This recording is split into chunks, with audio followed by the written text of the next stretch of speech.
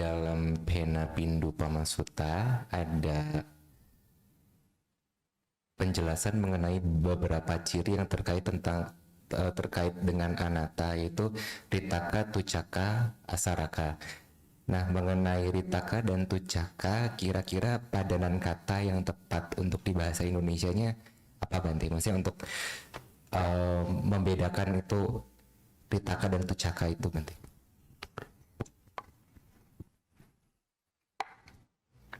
Saya lihat dulu ya katanya. Ya banyak yang berupa padanan saja sih. Misalnya kosong dengan ompong dengan kopong, ya sama. Kalau bahasa Jawa ada istilah gabuk, ya itu juga padanan dari kosong juga. Sebagai ya variasi atau sebagai penegasan, rita ya kosong juga. Tucak itu tidak ada inti. Tucak itu seperti ini, batang pisang. Ada enggak batang pisang itu? Pisang enggak punya batang, tapi umumnya orang mengatakan batang pisang.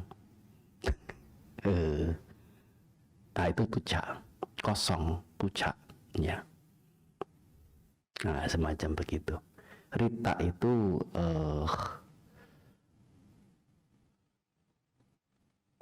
paham, tapi istilah penjelasan dalam bahasa Indonesianya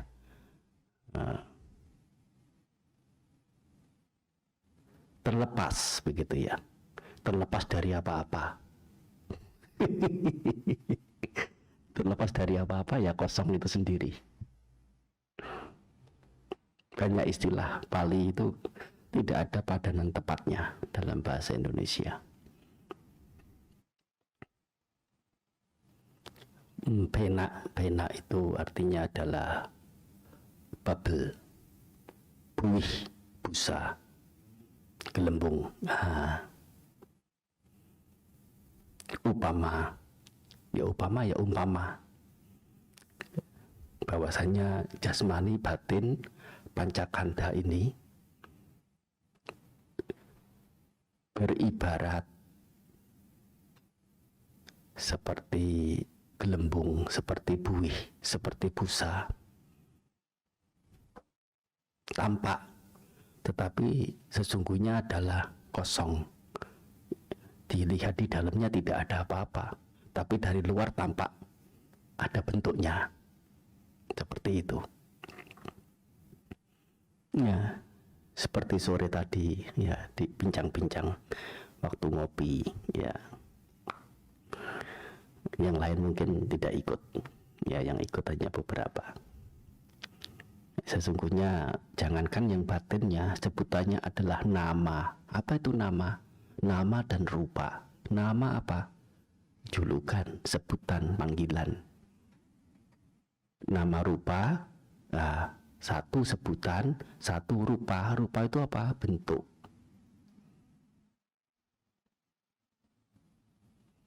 Ya, yang nama itu memang tidak ada bentuk. Namanya nirrupa.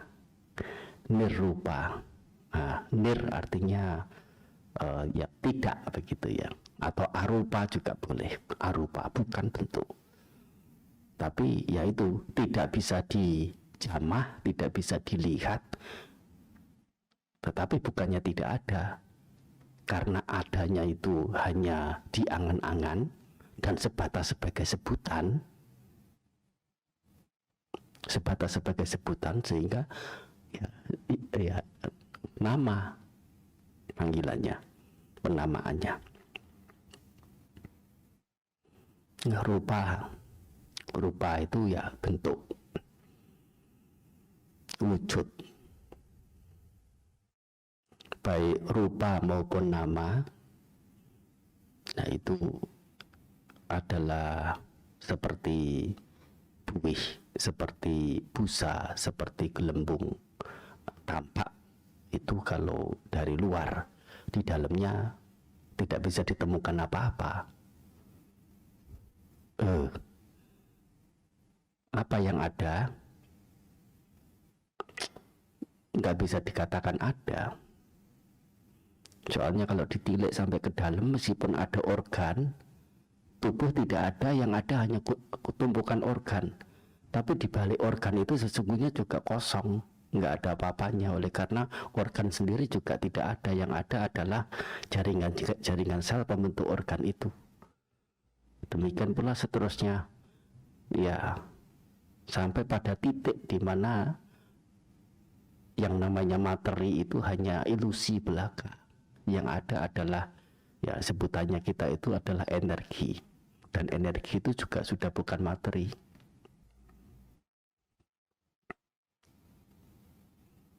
Kenyataannya demikian, kenyataannya adalah kosong seperti itu, sehingga dalam bentuknya,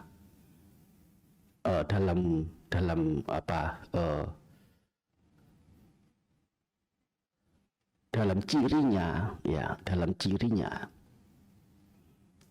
sebagai yang padat, tampak sebagai wujud, dimengerti sebagai yang eksis betul-betul. Air itu ada enggak? Oh, bukan air, es, ya, es batu, ya. Es batu itu ada enggak? Nah, es batu itu sama enggak dengan udara? Sama. Esensinya sama. Hanya secara fisik, secara fisika, suhunya sangat dingin, membeku. Kalau suhunya agak panas sedikit menjadi cair. Kalau panas sekali menjadi uap. Dan uap itu bukan es, uap juga bukan air. Kita mau mengatakan air ada enggak di udara? Ada. Bukannya tidak ada. Yang namanya humidity, kelembaban. Kelembabannya kecil, kelembabannya besar. Kalau kelembabannya sangat besar, nah, berbentuk butiran-butiran, namanya adalah fog. Apa? Kabut. Kalau besar lagi, namanya adalah embun, sudah jatuh. Itu juga dari mana embun? Dari udara, bukan dari danau, bukan dari laut, bukan dari sungai. Ilusif sesungguhnya, yang tampak sebagai es batu, tampak sebagai air, ya, orang menganggap sebagai onggokan, sebagai sosok yang betul-betul eksis, ada intinya. Es tidak ada intinya, air tidak ada intinya. Setelah berupa butiran molekul air, termasuk yang ada di udara itu, dipecah lagi ternyata, yaitu unsur hidrogen dan oksigen. Apanya yang mau dipegang dari yang namanya es batu atau air? Nggak ada.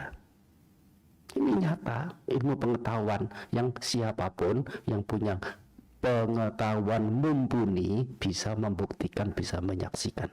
Bukan pilihan orang-orang tertentu yang ditunjuk oleh sosok tertentu secara spesifik yang ia saja yang bisa melihat. Tidak ada istilah begitu dalam Buddhis.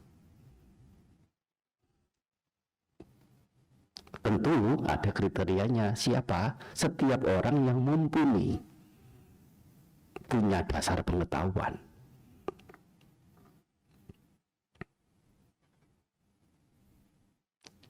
Jadi tidak pilih kasih.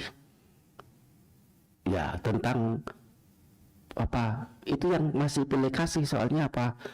Hanya bisa diketahui oleh mereka yang punya pengetahuan cukup. Yang tidak punya pengetahuan, tidak bisa tahu. Namanya pilih kasih, itu bukan pilih kasih, itu kesalahan masing-masing. Iya, iya. Yang ya, orang yang memang tidak mampu tahu sehingga tidak bisa mengerti, sehingga mengerti keliru.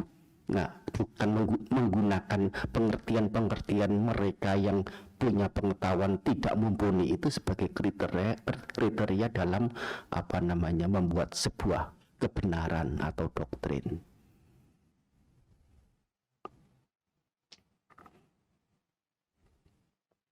Kenyataannya kosong, baik tubuh maupun batin. Nah, sesungguhnya materi itu tidak bisa, baik dalam bentuk cair, padat, ataupun gas, sesungguhnya adalah kosong belaka. Tetapi, ya materinya sebetulnya tidak bisa dijamah, tidak bisa dilihat. Yang bisa dilihat, bisa dijamah, bisa diketahui cirinya, nah itu adalah bentuknya. Yaitu apa bentuk itu? Nah, ruang yang digunakan satu onggokan dalam berdiam, dalam menjadi ada itu adalah bentuk, menjadi punya postur. Manusia posturnya begini, hewan tertentu posturnya begini, tumbuhan tertentu posturnya begini. Postur bisa berubah-ubah. Tumbuhan itu coba digambar, tumbuhan itu punya postur bagaimana? Tidak bisa, dan yang gampang.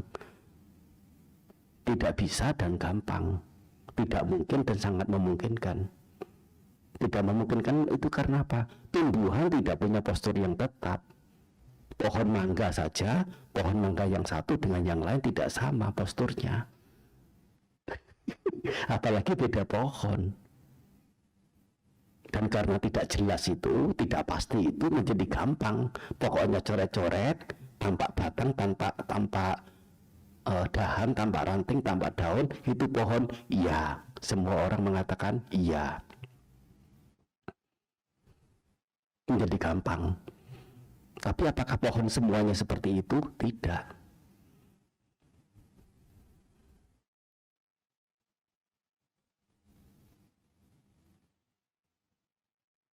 Nah, ini namanya bentuk. Bentuk bukan bendanya. Bentuk selalu berubah. Rupati dirupang. Suatu keberadaan yang mengalami kehancuran, sebutannya adalah rupa, bentuk. Apa makna kata bentuk itu atau rupa itu? Adalah keberadaan yang selalu mengalami kehancuran, tidak pernah menunggu meskipun hanya 1/sekian puluh ribu detik. Selalu mengalami kehancuran, selalu berubah. Mudahnya membayangkan seperti apa? Siapa pernah tahu? Siapa pernah melihat asap? Semua orang. Tolong digambarkan asap itu bentuknya seperti apa? Tidak bisa, dan selalu berubah. Enggak sampai 1/10 detik, bahkan lebih kecil dari itu, sebatas mata bisa punya kemampuan melihat.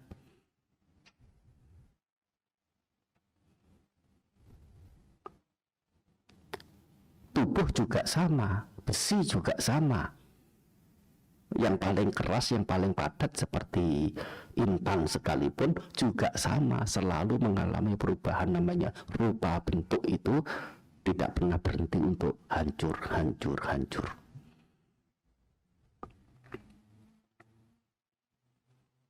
Saat kita duduk, saat duduk saja sudah tidak sama kok. Misalnya geser sedikit, bentuknya sudah berubah. Itu dari sisi outline. Dari sisi dalam terlebih lagi. Darah yang 1/sekian detik itu ada di daerah lengan sini, ya 1/sekian puluh detik kemudian sudah tidak ada di situ. Sudah tidak sama struktur atau konstruksi namanya tubuh ini. Ya memang itu diabaikan, dianggap yang bukan sesuatu yang perlu dibahas. Oleh karena tidak sampai seperlu itu manusia secara awam, dalam kebenaran awam, kebenaran konseptual, kebenaran konvensional, kebenaran persepakatan itu ya membahasnya. Banyak yang tidak tepat. Jam berapa ini? Nah, yang ditanya kemudian begitu kata ini baru kemudian melihat jam, memberitahunya pas di saat dia melihat jam, padahal pertanyaannya sudah lewat.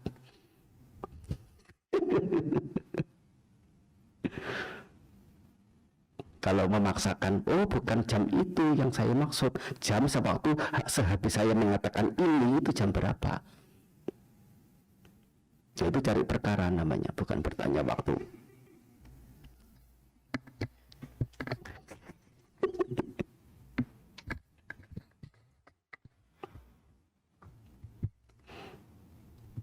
Namanya kebenaran kesepakatan, kebenaran konvensional, sifatnya relatif dan sifatnya ya cukup untuk manusia sesama berkomunikasi, berinteraksi.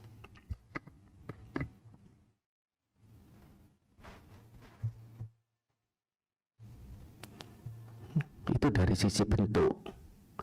Dari sisi warna ya berbeda. Pagi tadi warna kulit masih agak langsat. Begitu ada urusan pekerjaan di luar, terkena matahari, masuk lagi, warnanya sudah berbeda kulit. Apakah ini orang yang sama? Bukan. Tubuh yang sama? Bukan. Tetapi itu diabaikan.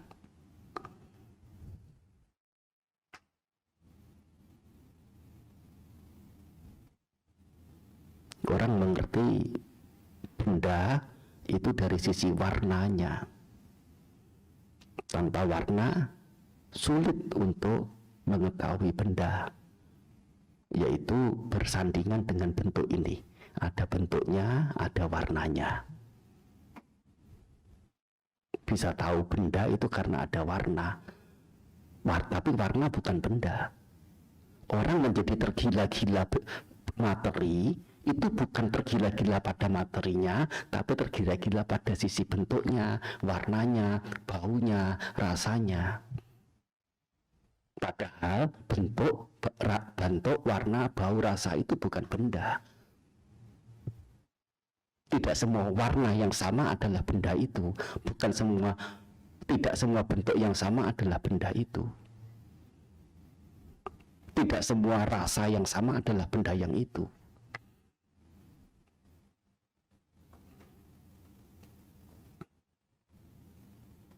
Jadi terkecohnya itu bukan terkecoh oleh bendanya, oleh materinya, tapi terkecoh oleh ciri-ciri yang ada pada benda itu. Termasuk rincian benda itu, nah ada anorganik dan organik. Anorganik itu yang ya itu istilah apa namanya,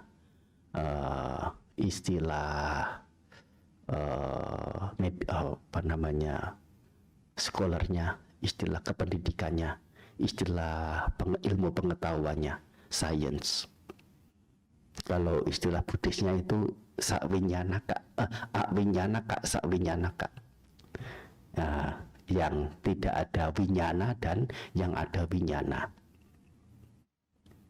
Nah, kalau yang sakvinyanaka, ya yang ada winyana atau organik, ya sebutannya yang lain adalah panaka, yaitu sosok yang bernafas, onggokan yang bernafas. Apa namanya ini? Organisme. Nah, begitu, organisme. Ngerti organisme? Siapa yang tidak ngerti kata organisme? Apa organisme itu? Identik dengan apa? Makhluk. Ya, kita di Buddhis ya seperti itu, dipaksa untuk menggunakan istilah makhluk. Ini sesungguhnya tidak cocok. Oleh karena kata makhluk itu artinya adalah sesuatu yang diciptakan oleh Tuhan. Di Buddhis tidak dikenal penciptaan itu. organisme, apa itu? Onggokan yang terdiri dari organ-organ, yaitu faktor-faktor pembentuk. Itu sangat mendekati dengan istilah kanda, gugusan. Ada 5 pancakanda atau nama rupa. Nah, kita menyebutnya itu organisme, atau ya untuk bahasa umum ya memaksa kita untuk menggunakan kata makhluk, oleh karena itu yang memang dimengerti umum.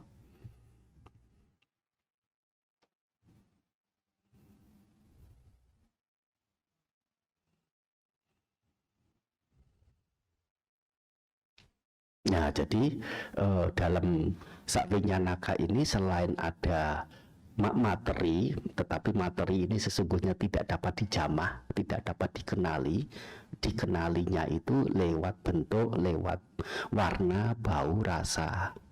Kalau lebih mendalam lagi ada yang namanya ada oja, yaitu sari, nutrisi. Ada jiwitindriya, sebagian ada jiwitindriya, sebagian tidak. Seperti misalnya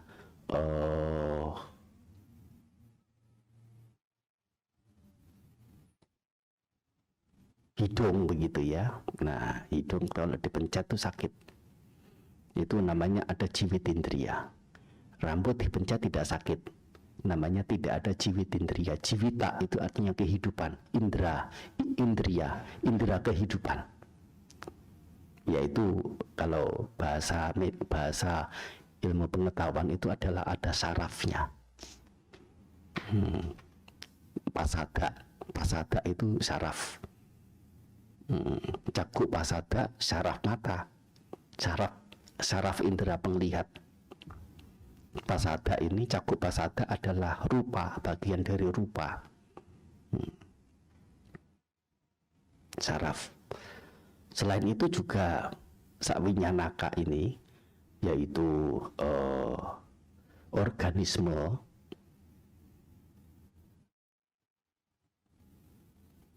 organik ya, benda organik ini masih juga diwarnai atau ada semacam atributnya. Itu adalah yang namanya ini lelaki, ini wanita. Belum lagi sanya yang mengenali ini wanita ini tua, muda, atau kanak-kanak. Ini namanya apa, siapa. Ini punya pendidikan seberapa. Ini punya sopan santun bagaimana.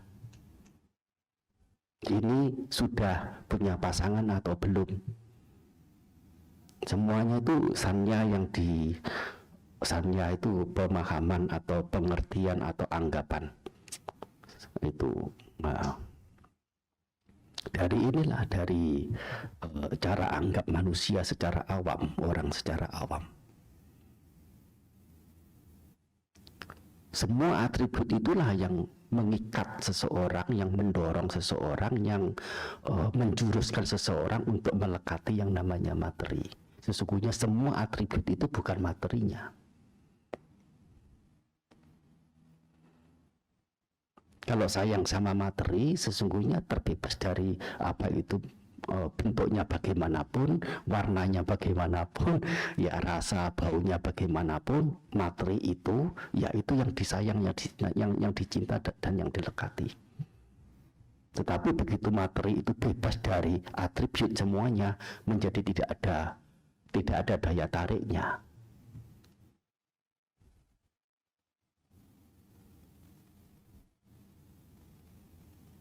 Dan permasalahan penderitaan itu tidak usah berkaitan dengan sisi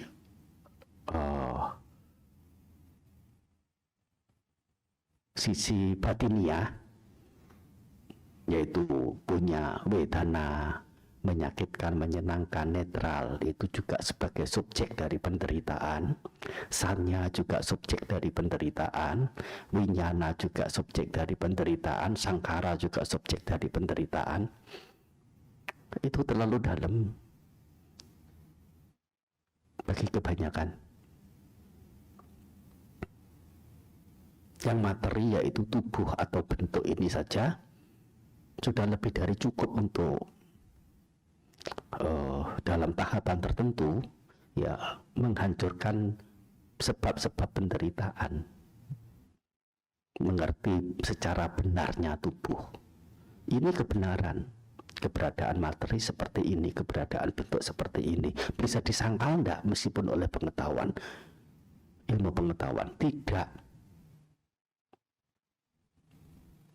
Dan itu memang sudah yang memang sebenarnya. Ini keberadaan yang sebenarnya, ada pemahaman lain yang tidak benar. Ada 2, ada 10, ada 27. Nah, seberapapun banyak anggapan yang lain-lain itu, dan ada satu keberadaan pemahaman yang benar, orang yang bijaksana yang dipilih, yang memilih yang mana? Memilih anggapan keliru sekian banyak itu, 62 malahan, ya, atau mengerti yang memilih memegang yang pengertian yang benarnya itu. Ini kita ditantang untuk memilih yang sisi anggapan keliru atau sisi anggapan yang benar. Secara hati kecil, secara hati nurani. Nah, nurani itu apa? Nur itu artinya cahaya, aini artinya yang melihat, cahaya yang melihat.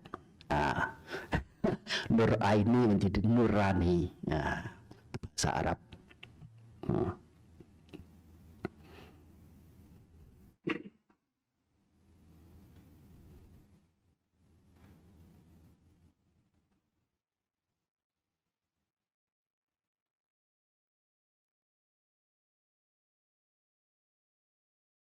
Secara hati kecilnya, secara lubuk namanya itu ya, hati kecil atau apa namanya, istilahnya apa? Ada istilahnya sendiri. Itu maunya sih memilih yang benar,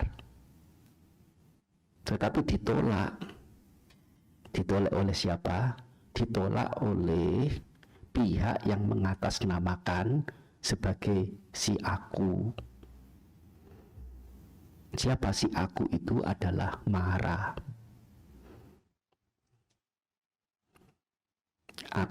Si aku ini telah terlanjur menyerahkan akunya ini, keberadaannya ini, baik jasmani dan batinnya, untuk bisa diwakili oleh Mara. Mara mengatakan, CEO-nya mengatakan, ini adalah, ya, tidak boleh pegang yang benar, pegang yang keliru saja. Paham tidak kira-kira? Bisa mengikuti tidak? Bingung? Nah,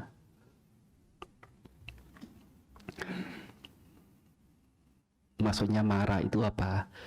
Ya, di sini artinya adalah kilesa atau awija, cara anggap keliru, termasuk juga pengotor-pengotor batin yang lain, ya, dalam bentuk keserakahan, kebencian, dendam, kepalsuan, tinggi hati, kekikiran, ya, dan sebagainya. Namanya adalah kilesa atau upak kilesa. Ini yang menolak. Jangan pilih yang benarnya. Tidak asik. Tidak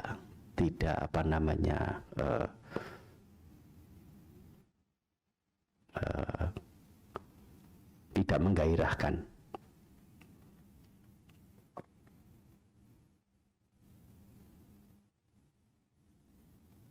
Orang yang bijaksana secara awam dikatakan ilmuwan atau cendekiawan, ada prinsip yang keliru, ada prinsip yang benar. Pasti memilih prinsip yang benar untuk observasi, untuk menemukan temuan-temuan baru, inovasi-inovasi baru. Itu berdasarkan pada memegang yang keliru apa yang benar. Yang benar punya. Dan apa yang sang guru agung ajarkan adalah memang yang benar punya. Dan ini ditopang, didukung, ya, bisa dirinci oleh kemajuan perkembangan ilmu pengetahuan.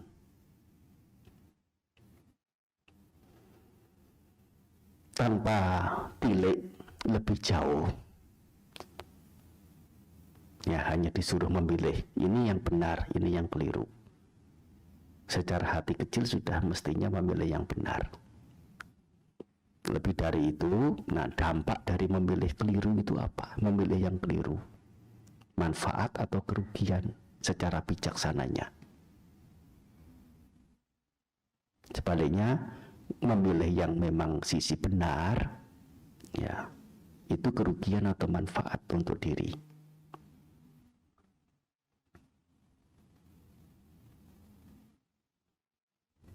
Ya, banyak sekali atributnya menjadi ada 24 dari yang namanya materi. Ya, materi hanya satu saja, materi.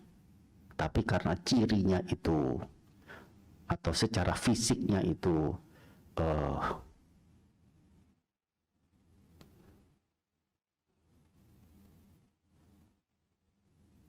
punya bentuk yang berbeda-beda, hanya urusan suhu saja. Suhunya dingin menjadi padat, suhunya, atau memang dari ciri atom, ya, pembentuk materi itu sendiri yang memang punya ciri. Beberapa dalam suhu tertentu, nah itu padat, meskipun suhu 100 derajat masih padat. Seperti misalnya besi, kalau sudah 700 derajat sudah meleleh, ya. Besi sudah belum? Berapa? 1600, sekitar 1600. Tapi kalau tembaga 1350. Nah, aluminium 600. Kalau hidragium, nah, hidragium itu apa? Merkuri itu dalam suhu biasa saja sudah bentuknya semacam gel begitu. Nah, itu tergantung pada ciri dari atomnya masing-masing, konstruksi elektron dan neutron dalam satu atom. Urusannya sudah urusan ilmu pengetahuan. Lebih mudah kalau kita mengaitkan penjelasan dharma itu dengan ilmu pengetahuan.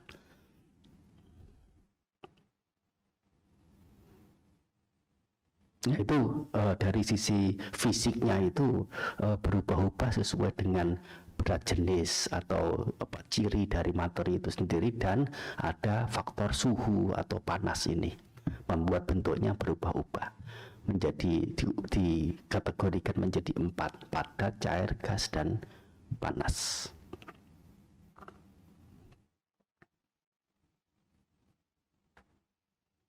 Yang mana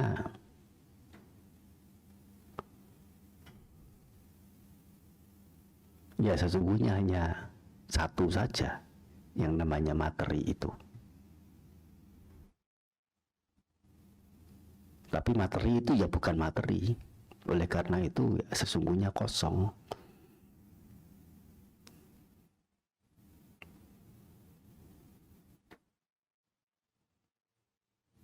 Sudah ya sebetulnya bukan hanya 4 sih, ya, padat, cair, tapi ada tengah-tengah antara padat dan cair, namanya apa?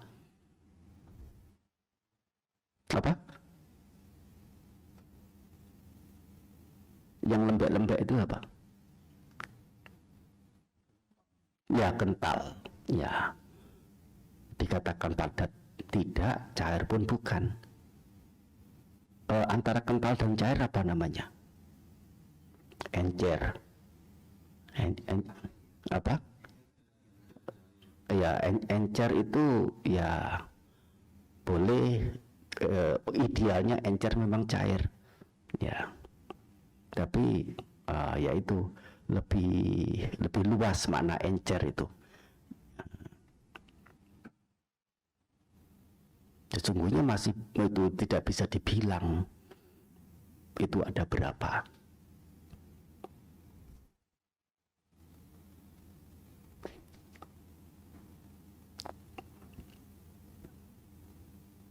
Ada banyak, soalnya itu bergradasi dari yang padat sekali. Ya, mengapa sampai padat? Ya, itu apa namanya, kekuatan kohesi, daya tarik antara satu partikel dengan partikel yang lain itu memang ya sangat kuat. Kekuatan kohesi, daya tarik menarik itulah yang menentukan kepadatan satu materi. Hanya itu saja.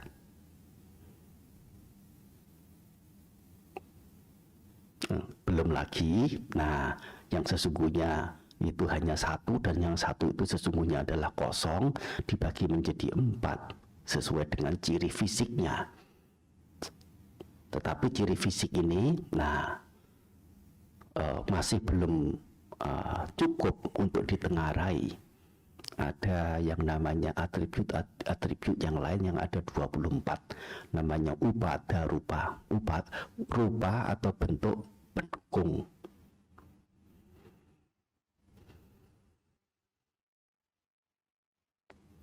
Upada itu artinya yang mendukung atau yang melekat, yang menempel.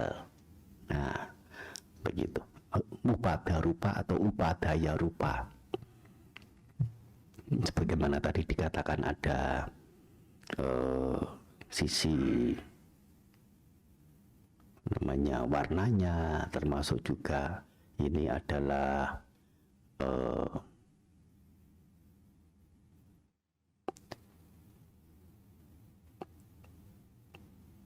lelaki, wanita, itu upada rupa namanya.